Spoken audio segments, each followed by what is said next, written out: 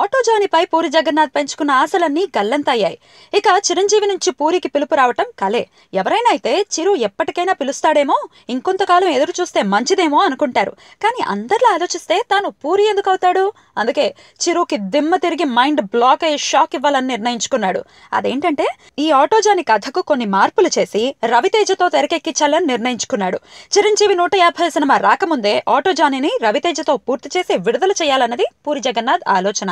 అందుకు సమర్థుడే పూరి. ఎందుకంటే 40 రోజుల్లో సినిమా షూటింగ్ పూర్తి చేసిన సందర్భాలు పూరి కెరీర్ లో కోకొల్లలు. మరోవైపు రవితేజ కూడా పూరికి తన సహాయ సహకారాలు అందివ్వాలని నిర్ణయించుకున్నాడట. పూరి వల్ల రవితేజ స్టార్ గా మారాడు. ఇద్దరూ మంచి మిత్రులు కూడా. పూరి కష్టకాలంలో ఉన్నప్పుడు ఆదుకోవడం తన బాధ్యత అని రవితేజ డిసైడ్ అయ్యాడట.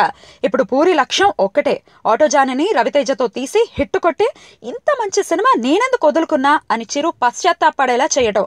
అదే జరిగితే చిరు షాక్ తినడం ఖాయం.